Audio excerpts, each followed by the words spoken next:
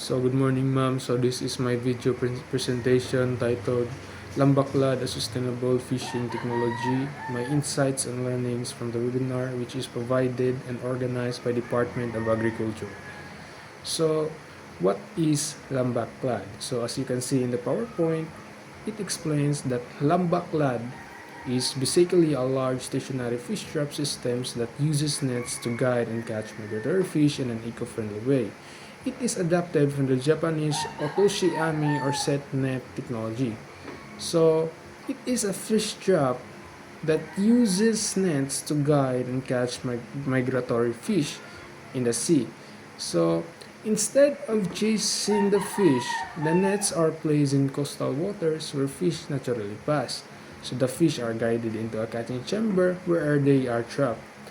Lambaklad also is considered sustainable because it does not damage coral reefs or the seafloor, reduces fuel use, and support responsible fishing practices. It also helps fishermen have a stable, efficient way of catching fish. So the next slide is Lambaklad Fisheries. So Lambaklad Fisheries promotes bayanihan and cooperative spirit because fishermen work together in operating and maintaining the system. So kini nga pamaagi nagpalig-on ni sa panagiusa sa usa ka barangay or komunidad. Komunidad or usa ka baryo sa mga isda, no? So in other words, it also helps improve the productivity of small fisher folk sa pamaagi sa pag-negotiate or pakigsusyo sa uban, no, na mas stable ang pagdakop nila sa usa ka isda. Then through this, Lambaklad also contributes to the fish supply of the local communities and also supports the food security. So in other words, Lambaklad or this fishing technology is ideal for fisher groups, cooperatives, and association because kinahanglan gid siya og cooperations or pagtinabanay aron sa pagtinabangay aron mahimo nga mas successful ang pag-adapt sa sustainable nga operation sa Lambaklad nga fisheries. So the next is the factors and site selection. So actual survey must be conducted prior to the establishment with the following considerations. So as you can see in the PowerPoint, the first is prevailing water current speed and direction are within acceptable limit. So in other words, we must be ethical when magtukod dani nga baklad because ang sug man good is atong agdon. So kung ang sug is dili siya suitable sa baklad, then dili pud siya ingon effective sa mga isda nga mosulod atong chamber. So we must know the limit and direction within the acceptable situation that is being maarigla sa usa ka sulog. Then geographical conditions. Then we must also know and understand ang weather sa usa ka lugar kay kung bawd then dihado then bawd sulog mga uban pa nga dool siya og mga calamity mo na. Then sea bottom is sandy, muddy, or even sandy or muddy, smooth or even because comfy man good kung muddy ang gipuy-an or ang ilawom nga to is muddy. It is because dili ingon sa nga lubogon o magkigon sa this ilawom kay daghan pong manuol labi na uting sabod. Then target fish are common in the area. So for example sa municipal is dili kargado mga bycatch, kumbaga mga tuna mga barilis bitaw mao na siya mga barilis tuna. Then preferable near contour edges. So dili ingon siya nga daghan kaayog sangitan or mga bato-bato. Labi na kay ang pupot is dali ra magisi. Mo na know the real edges, no? Then high productivity plankton food of fish. So dapat i-deploy nimo ang usa ka kana Lambaklad is daghan dito ang pagkaon maski mismo nga dili ingon nga tinaw ang sa katubig nga imong gidibluyan. So what are the example of the plankton feeds? For example, kanang murag mga gagmay nga kiti-kiti, mao man na ilang mga targets bitaw. Mauna ang accessible dapat po sa kung mag-deploy ka sa lambaklad. Then accessible markets or post-harvest facilities. Kay kung if ever nga nag-deploy ta din ang atbang or unsa pa nakaladyon diha, bas or sa kaladyon or pila pa nakamita, basta kay duol siya sa mga post-harvest facilities. Kay kung labi kay kung lagyo man yun is najay potential or percent nga madaot ang imong isda adisel siya maadto sa usa ka merkado. So it is very essential pud mo nga sa practical ay nga pamaagi dapat accessible naka sa market or post harvest nga facilities. For example, na nakay contact sa mulabas ng isda, na nakay retailer, reseller, di ba? Mga nga na. So, mao na ang iyang factors on site selection. So, next is the key features and advantages. So, the first thing is high efficiency. So,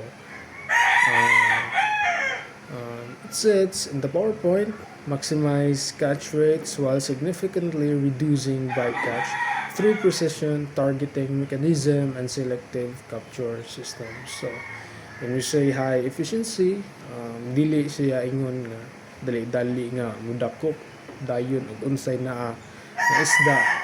So, it is because there is appropriate measurements nga gi-provide sa mata sa usa ka net. So, for example, ang mga bycatch or kadtong mga gagmay pang mga isda is dili ingon sila nga mapukot sa net. It's because ang net is na standard kung unsa ra sila numero sa iyang mata. So very high efficiency because targeting mechanism. So for example, na siya yung mga certain nga target species. So kung naay bycatch is pwede ra pod nila pambuhian. So for example, is katong mga pawikan bitaw nga manod-manod.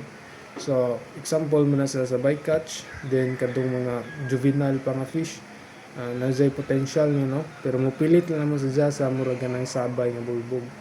Muna sa sa nakanindot sa lambaklad na high efficiency siya. Then the next is easy development. So simplified setup and retrieval process reduce labor requirements and allow rapid deployment in changing conditions. So why is it so easy to deploy? So the first things first is kanang kuan na siya kanang dali ra siya nga kuno tabangan kay for example mong good. So ang Lambaklad Technology is an organization. So from the word itself, organization, so organize. So from the word itself, organize po din, organize nga nagkabayanihan nga mapadali ang usa ka development sa sustainable nga lambaklad compare or unlike sa mga commercial vessel nga kailangan pag-labor or mga significant cost nga which is makadako aron laman mahimo ang usa ka pokot. So compare sa kanang kini nga lambaklad is very simplified with ni siya kay less ang labor magod then kuan then in terms of weather conditions is kanang dali ra pud siya ibalhin kay igo ra man to si isa ka ang mga pundo nga gipundo nga to nga dagat then ang pundo main nga pundo pwede ra pud to siya kurnahon sa pambot kay dili man to mabira. So ang isiga kilid nga to pwede ra to siya murag manuhon pero ang main pundo ni siya dito mada og ganang mano-mano bisag tabangan kay mao man to ang main mao man to ang kuan pwede ra siya gujuron or di man kayo siya madagko jud pundo ra siya pero na siya ilhanan or buya nga mao to ang punduhanan. So easy na lang ang pag-deploy labi na og nay bagyo igo lang to jagano dyan og pila ka pambot and then na safe na. So mao na sa easy developments. Then sa Eco-friendly materials. So, constructed from durable, environmentally sustainable materials that minimize ocean pollution and resist harsh marine conditions. So, constructed from durable. So, durable. So, most likely, polyethylene o so, basta ka na mga polyethylene o mga or mga synthetic base, no? So, kuan mo na ilang gigamit aron mas effective or quality ang pagtukod sa ilang bali murag mga kuan. Then, environmental sustainable materials that minimize ocean pollution and resist harm conditions. So, unlike nga laing nga plastic or mga synthetic materials, ang capacity niya nga murag ma-melt ang usa ka murag plastic is very long term. So unlike sa una is dali ra jud siya mauga. Dali ra jud siya murag mahilis nga nay gada nga chemicals bitaw. For example, ang paint sa usa ka net mao gyud magda og pollution kay chemicals man na. Pero unlike karon is purely polyethylene na wa nay kanang halo bitaw nga murag coloring largo na to siya. So mao na ang eco-friendly niya, naka-eco-friendly.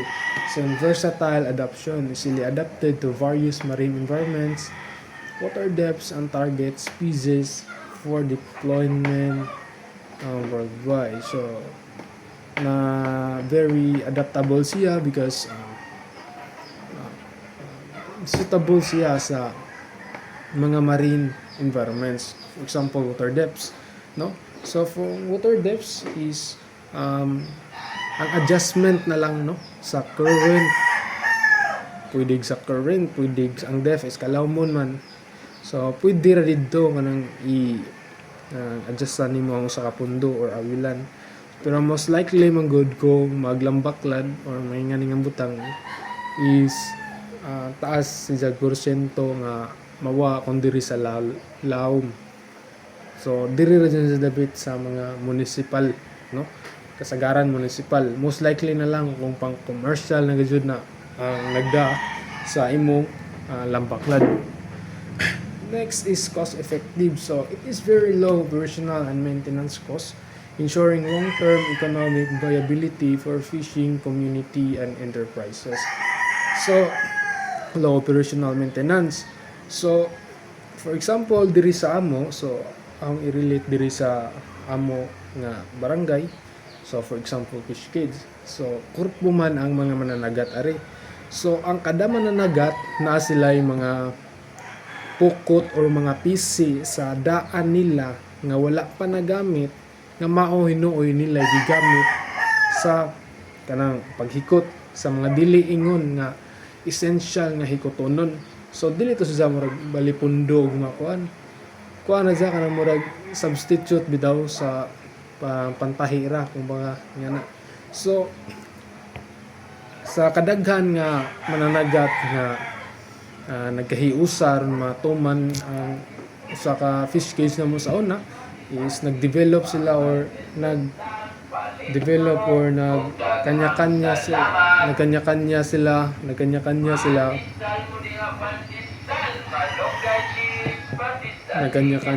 o tapok sa mga gamit. So naka-low or low ang labor, no? Low ang cost, no? Sa ilang mga low cost ang ilang mga gamiton. So na less or nakatipid na lang. Then second is then smart monitoring. So integrated sensors and tracking systems enable real-time monitoring of catch volumes and equipment performance. So integrate smart monitoring. So most likely di man goingon nga traditional, no, ang labaklad, pero key features and advantages aho na lang pong gi-develop or aho na lang gi-add ang smart monitoring, which is preferable good Because as we of now, we are more on digitally driven na maganda. So, pwede ra jag butngan og smart monitoring. So, most likely, ang mga traditional farmers is most likely nag-rely sila sa dimano experience o traditional nga experience. So, smart monitoring, lalo na sa kadong mga expert gyud, mga bintaha or expert or knowledgeable. Siyempre sa bisag mga pila ka tao or pila ka mga mangingisda, naagid na yung murag knowledgeable no sa usa ka technology, lalo na kay kasagaran na po diri kay nagkuan na po mga fish finder na. So relate ra po dyan sa smart monitoring. So smart monitoring mo na dong mga fish finder, tracking devices na ba ito, tracking devices, mao na siya sa smart monitoring. Then, shorter working time. So, hauling take only 2 to 3 hours. Mechanization can further reduce time and labor costs. Gives fishermen adequate time to engage in other work enterprises. So, hauling take only to 2 to 3 hours. Kay kasagaran man good ang hauling sa usa ka lambaklad labi na og naay apong or naay sulod nga isda is diri man gyud na kasagaran sa mga adlaw, labi na og kanang tingsap na bitaw sa adlaw. Base ra pud sa akong experience diri kay I've also experienced fishing since I was grade 10 until now, no. So nakaingon ko 2 to 3 hours, and based on experience, nanagat yung uban ko mga commercial vessels pod. So maoran po ni sila sa kanang manumano nga bira bitaw sa murag fish cage, pero mas dugay-dugay na yung giban na nun. Pero uska oras ra gap. So around 2 to 3 hours, so moarya mi og kanang payaw alas 4, then mahuman mi diri sa alas 6. So sa alas 8 nga klase makasod pa ko hantod na sa hapon. So mao na naka-advantage pod og natay lambaklad, no. So shorter working time, then reduce time, then labor cost, then passive type of gear. Then the gear is stationary and is anchored at bottom, is wait and see type, catch only incoming fisheries. So mo na nagigamot na eco sounder and side survey tracks. So mao ni sila eco sounder, mo na gitawag og eco sounder and side survey tracks. So as you can see, nakakita ta diri og eco sounder. Then mao ni ang bali murag volume sa kung naabay isda. So ingana nga kanang ingani nga murag image nga makita nimo dire is wala pa na sulod. Pero kung mupuwa na siya dira nga murag na yelo nga magtibuok, daghan na siya og kanang isda or nanay apong nga isda.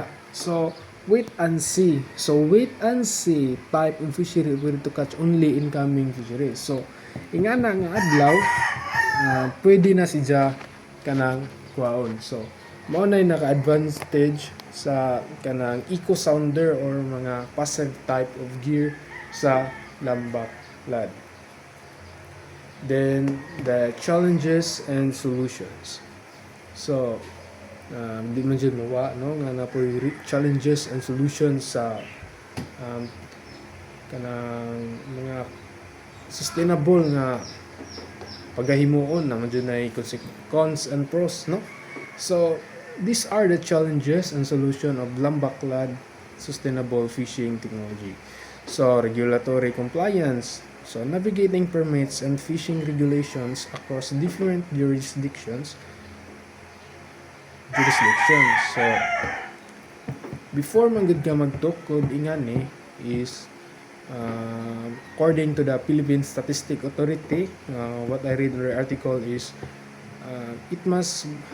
we must provide or we must seek permit before we deploy a certain fishing or a certain boat before we try to fish, because it is very illegal to it is very illegal to deploy a boat without the registration in the local or municipal in our municipal, no? So it is very illegal. So mao nang dapat essential ang regulations or mga permit before ta mo deploy og usa ka lambaklad. Then pamaagi is ani is dapat makig-collaborate ta sa local authorities, no? And sa wa pa naghimo or adise pa naghimo, dapat gi anam-anam na og lihok ang mga papel aron kung ma-deploy na wa na problema, no? So mao na naka-advantage kung kamao ta mo comply sa regulatory permits or sa mga fishing regulations. Mao na siya. Then equipment maintenance, di gini kaligayan. So remote locations make repairs and maintenance challenging. So remote locations make repairs and maintenance challenging. So for example, as long as magkadugay dili man ta makaingon nga magpermanente lig-on ang imuhang gitukod, no? So nadyo na si Jai marag duration na lang kumbaga you know the fact that naay duration ang usa ka butang. So equipment maintenance, so dapat before naka-deploy ana sa every equipment nga nabutang adto is imo nang gilista, kay kung aron na gani magub-an ingato is na nakay pundo daan or na nakay gamit daan aron i-alternate sa gabok nga gamit. So mo nang equipment maintenance. So next is the community training. Local fishermen requires hands-on training for effective adoption. So dili tanan mananagat is nakasuhito papud nga ning lambaklad, kay far less or most likely ang mananagat is kanang pambot gud ila kasagaran, lahi ra sa kaning lambaklad kay naa pa may murag habwaon nga kanang pukot din ang sa likod kay namuntoy murag kuan bitaw kanang abre or hayag, unlike sa ilang murag traditional nga fishing largo na. So mao nang it is very essential that every local fisherman must undergo on training for effective adoption. So for example, ako bali nagmugna sa usa ka lambakla, then I would like to provide meeting, no? Then each one of them has I will accept everyone's opinion, no? Kung unsay ilang masuggest, then as well as mo bahin ko sa aho nga na dapat knowledgeable sila enough, dapat adaptable ta kay binag-o na ron. So mao na siya sa community training. So technology, continuous improvement needed to adapt to changing marine conditions. So technology, so I would like to remind men nga digitally driven na dili kay madadara og mano-mano, kay as long as we evolve good, as long as nagkadugay ang panahon, nagka-upgrade pud ang usa ka gamit, di pud na makaingon nga nagpabili na usa ka gamit kay ang iPhone gani ang number 5 nga iPhone abot ng 16, di ba? How likely na lang kining mga butang yung radar kay competitive na ba aron, then cost barriers. So sakitan og bulsa ang mga gagmay ra nga panagat kung kini ang ilang mga kuan. So ang solusyon is mao lagi do nga dapat nakakonect niya sa local authorities as well as ang BFAR or ang organization nga naghandle ingani nga butang. So connect dapat, no, sa mga communities, lalo na mga microfinancing situations, no, financial flows aron magiyahan sa usa ka kanang manager aron mas nindot ang flow sa usa ka lambaklad. So financial learning muna ang cost barriers sa kanang assets ug liabilities ang nagasto ug asa nagasto. So mao na ang cost barriers. Then scaling operation. Expanding from pilot projects to full commercial development requires infrastructure. So mo na giingon nga expanding, no? Dapat magkadugay mas mudaghan pod ang usa ka lambaklad dili kay pero ang usa gideploy ra kay huwat-huwat ra dili ang lambaklad is a project. So is being developed across nationwide depending no sa lugar or depending sa kanang government nga ila ba ng tugtan nga pagimon mo nang magadaghan. So scaling, that is what we call scaling operations, padaghanon. So that is all, ma'am. So that is my all